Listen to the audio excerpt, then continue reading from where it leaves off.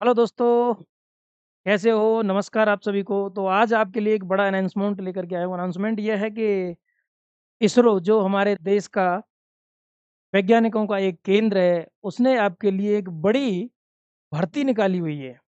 ठीक है, जिसका डीपली आपको मैं अभी नॉलेज देने वाला हूँ कि क्या एलिजिबिलिटी क्राइटेरिया है, कौन कौन उसमें फॉर्म भर सकता है और क्या पे स्केल रहेगा, और परमानेंट है या आपकी वो वैकेंसी जो निकली हुई है वो कॉन्ट्रैक्ट बेस पर है। सारी डिटेल्स इस वीडियो में आपको बताने वाला हूँ।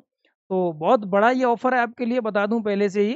तो ध्यान से इस वीडियो का देखिए कि लास्ट तक आपको सब कुछ समझ में आ जाएगा, कब से फॉर्म अप्लाई हो रहा है, ये सब डिटेल्स आपको मैं देने वाला हूँ। ठीक है, स्टार्टिंग करते हैं। तो इसरो आपका ये साइन दिख रहा है, इसरो आप जानते हो इसरो किसको बोलते हैं? इसरो, इसरो क्या है हमारा? इंडियन स्पेस रिसर्च ऑर्गेनाइजेशन है, जिसमें कोई भी हमारे स्पेस में एक्टिविटीज होती हैं तो सारी इसी सेंटर से हमारी होती हैं। और इसके बारे में आपको जानकारी दे दूं, Indian research space research organisation. Okay, रुकना एक मिनट, ये ओ नहीं बन पा रहा है हमारा। हाँ, ये इसरो हो गया। ठीक है, बात करते हैं। आप जैसा देख पा रहे हैं इंटरफेस में, ये आपको एक पॉइंट ऑफ व्यू दिखा रहा है, यानी ओवरव्यू है कि ये जो वैकेंसी निकली हुई है। देखिए, इंडियन स्पेस रिसर्च ऑर्गेनाइजेशन यानी कि ISRO, Vikram Sarabhai space centre requirement 2025, और उसका डिटेल्स आपको दिया गया है। डिटेल्स क्या है, इंपॉर्टेंट डेट्स के बारे में जान लीजिए पहले, फिर आपका एप्लीकेशन फीस के बारे में बताएंगे। इंपॉर्टेंट डेट्स क्या है कि आपका जो फॉर्म अप्लाई होने वाला है वो आपका 1 अप्रैल से स्टार्ट होने वाला है। 1 अप्रैल, ठीक है, 1 APR, 1 अप्रैल आपका फॉर्म स्टार्ट हो जाएगा। Last date apply online form की यानी कि 15 अप्रैल।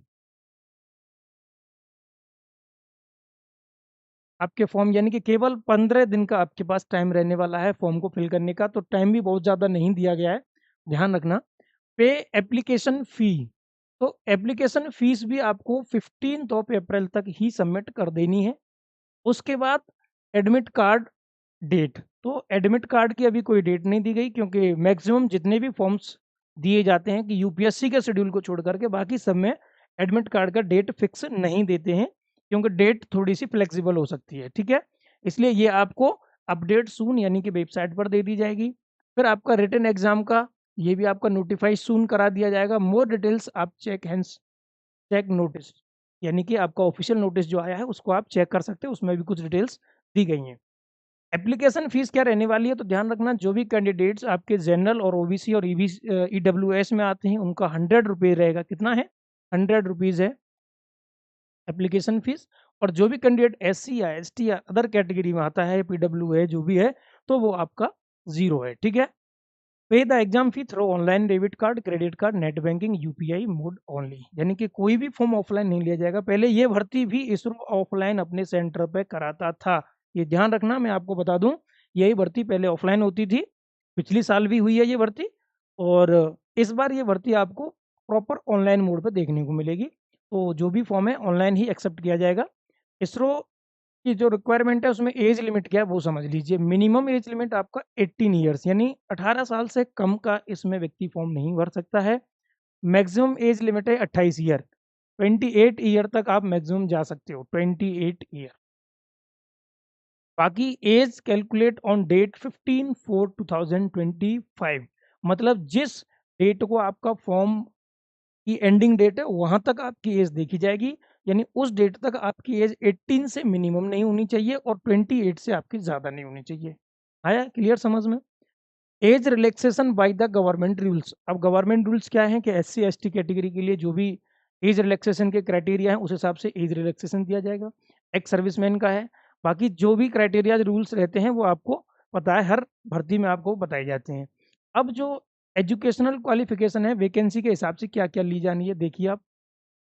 फर्स्ट ऑफ ऑल तो आप पोस्ट का नेम समझ लीजिए, क्या क्या पोस्ट यहाँ पर निकली हुई है। तो जो पोस्ट है असिस्टेंट, और असिस्टेंट कौन है? राजभाषा का। राजभाषा आप जानते हैं क्या है, उसका असिस्टेंट रहेगा। और इसके टोटल नंबर ऑफ पोस्ट जो है वो आप देख पा रहे हैं कितनी है? 2, 2 नंबर ऑफ पोस्ट हैं आपकी। इसके लिए जो एजुकेशन क्वालिफिकेशन मांगा गया है आपसे, वो आपका graduation pass any recognised university, कोई भी रिकॉग्नाइज्ड यूनिवर्सिटी इन इंडिया, कोई भी यूनिवर्सिटी, लेकिन वो रिकॉग्नाइज्ड होनी चाहिए, उससे आपकी ग्रेजुएशन होनी चाहिए। और दूसरा इसमें जो मांगा गया एफिशिएंसी टेस्ट, वो है आपका typing test 25 word per minute. तो बहुत ज़्यादा स्पीड में आपसे टाइपिंग भी नहीं मांगी जा रही है, 25 कोई बहुत ज़्यादा नहीं होती है। तो आप इस मौके को ना जाने दें और अप्लाई करें। टोटल पोस्ट आपका 2 है, ठीक है। फिर ये भी बात करेंगे अभी इसमें आगे चल के कि ये जो 2 वैकेंसी हैं किस-किस कैटेगरी में है, बताएँगे अभी।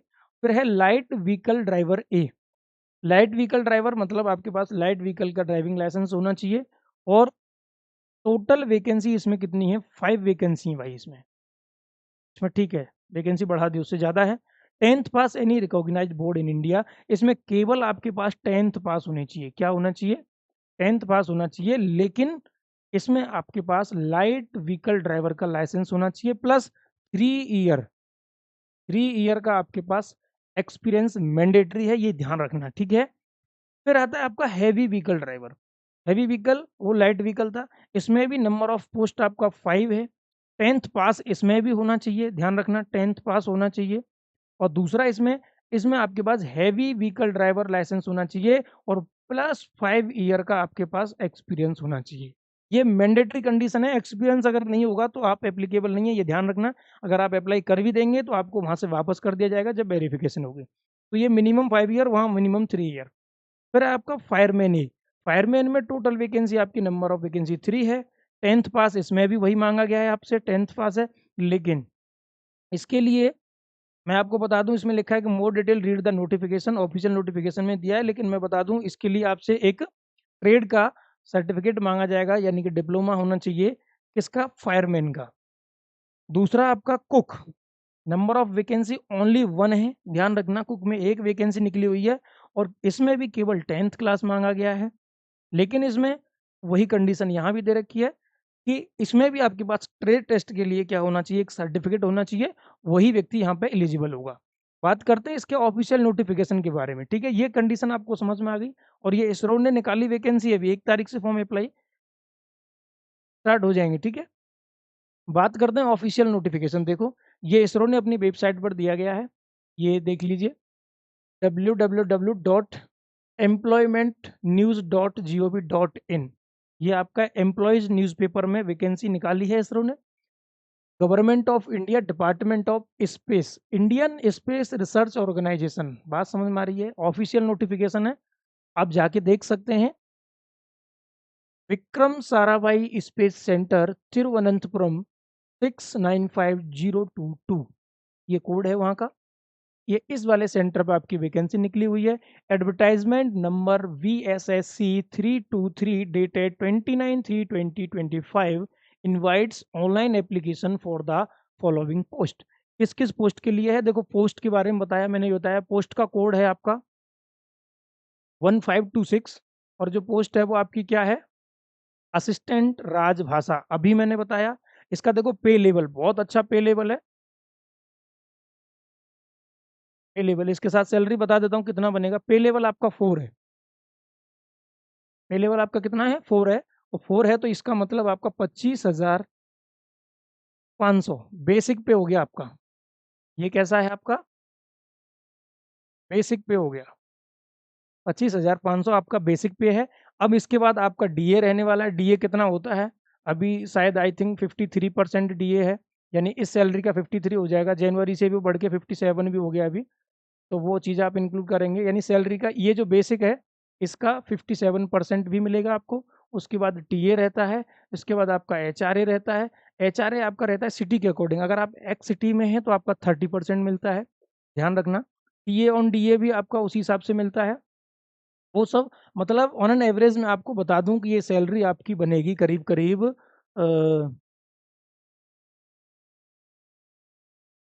ये करीब करीब 46 टू लेके 47,000 के। और वो डिपेंड करता है कि अलाउंसेस आपके उस सेंटर पे क्या क्या मिल रहे हैं। तो बहुत सी चीज़ें अलग अलग वेरिएबल भी रहती हैं, वेरी करती हैं। अब इसकी जो इसेंशियल क्वालिफिकेशन है उसके बारे में सीख लीजिए, समझ लीजिए पहले। ग्रेजुएशन मैंने बताया with a minimum of 60%, condition आ चुकी है, ध्यान से रख। मिनिमम 60% आपके पास क्या होनी चाहिए, परसेंटेज होनी चाहिए, मार्क्स और सीजीपीए। और जो सीजीपीए वाला कंसेप्ट है, सीजीपीए, ये भी ध्यान रखना कि 6.32 आपका मिनिमम होना चाहिए इट आउट ऑफ 10, ठीक है। Scale as described by the any recognised university, कोई भी यूनिवर्सिटी होगी चाहिए वो, लेकिन रिकॉग्नाइज्ड यूनिवर्सिटी होनी चाहिए। The candidates should have completed graduation within the duration of the course as prescribed by the university। ये कंडीशन ध्यान है, इस लाइन का इंपॉर्टेंस है, बहुत ध्यान रखना। With in duration of the course, मतलब जो कैंडिडेट फेल हो जाते हैं ना, वो तो 2-2 3 यानी 3 साल के कोर्स को 5-5 साल में कर पाते हैं, 4-4 साल में कर पाते हैं, वो कैंडिडेट यहाँ एलिजिबल नहीं होंगे। इसीलिए आप अगर कोई भी ग्रेजुएशन की डिग्री है, डिप्लोमा है, कोई भी आपका है 3 ईयर का है, तो वो 3 ईयर में आपको कंप्लीट होना चाहिए, यानी फेल नहीं होना चाहिए। री एग्जाम्स में आपका ईयर जो इंक्लूड हो जाता है वो नहीं होना चाहिए, तो वो ध्यान रखना। वही यूनिवर्सिटी के जरिए जो भी प्रेस्क्राइब्ड है उसी के अकॉर्डिंग होना चाहिए। तो ये कंडीशन समझ में आ गई। फिर आपका Hindi type writing speed 25 word per minute on computer. ये जो टाइप राइटिंग है 25 वर्ड पर मिनट, ये हिंदी में है। पहली बात, हिंदी की टाइप राइटिंग है, और ये हिंदी की टाइप राइटिंग आपकी कंप्यूटर पे होने वाली है। ध्यान रखना, किस पे होने वाली है, कंप्यूटर पर ये टाइपिंग होने वाली है। तो बहुत से लोग कहते हैं ना कि कंप्यूटर की सर वो खराबी, ये खराबी। तो कंप्यूटर देखो भाई, जैसा आपको मिलेगा वो सबको वही मिलेगा, स्पेसिफिक किसी एक कैंडिडेट को नहीं मिलेगा। तो ये ध्यान रखना, वो कोई बहानेबाजी नहीं चलने वाली आपकी, ठीक है। फिर है आपका proficiency in the use of computer. अब ये प्रोफिशिएंसी का मतलब क्या होता है कि अभी सिलेक्शन प्रोसेस आपका मैं बताता हूँ उसमें क्या है। सिलेक्शन प्रोसेस के हिसाब से proficiency in the use of computer, computer की नॉलेज होना बहुत ज़रूरी है आपके पास। Desirable qualification knowledge of English in type writing, जिस कैंडिडेट को हिंदी की टाइपिंग आती है 25 वर्ड पर मिनट, और साथ ही साथ इंग्लिश की भी कर सकता है, ऐसे कैंडिडेट को वरीयता दी जाएगी। मतलब डेजिरेबल क्वालिफिकेशन, अगर ये क्वालिफिकेशन किसी के पास होगी उसको प्रायिकता पहले दी जाएगी, रिटन क्वालिफाई होने के बाद, फिजिकल होने के बाद जो प्रक्रिया रहेंगी उस प्रोसेस में। ये आपको समझ में आ गया होगा। ये वाली कंडीशन है आपकी असिस्टेंट राजभाषा के लिए, ठीक है। पे लेवल बहुत अच्छा है, 25,500 से 81,100 तक रहने वाला है। प्रमोशन भी इसमें मिलते हैं, ये भी ध्यान रखना। दूसरा है आपका 1527 पोस्ट का कोड है, पोस्ट नंबर है। ये light vehicle driver, light vehicle driver है। इसका जो बेसिक पे है भाई साहब, वो आपका बेसिक पे लेवल जो है वो लेवल है आपका 2, और बेसिक पे रहने वाला है 19,900। कम ये भी नहीं पढ़ते हैं, ध्यान रखना। लेवल कम है लेकिन क्वालिफिकेशन भी कम है ना, वो भी तो चीज़ दे के दी जाएगी ना इसमें। तो इसके हिसाब से 19,900, 63,200 तक इसका बेसिक पे रहता है। इसकी भी ग्रॉस सैलरी अप्रोक्स 35,000 बनती है, इनिशियल लेवल पे बता रहा हूँ मैं, ठीक है। 35,000 मिनिमम इनिशियल लेवल पे, ये मिनिमम बता रहा हूँ। मैक्सिमम भी होती है क्योंकि यहाँ पे अलाउंसेज हो सकता है, आपको कुछ एडवांस अलाउंसेज भी मिल जाए, डे अलाउंस, नाइट अलाउंस, जिस तरीके से मिलते हैं ना ड्यूटी के अकॉर्डिंग, वो आपको मिल सकते हैं। फिर उसके बाद आता है आपका इसकी जो क्वालिफिकेशन है, देखिए क्या क्या है। फर्स्ट ऑफ ऑल मैंने बताया 10th क्लास होनी चाहिए, वो मैंडेटरी है आपके पास। उसके साथ साथ must possess valid LVD licence, यानी लाइट व्हीकल ड्राइवर लाइसेंस आपके पास होना ही चाहिए।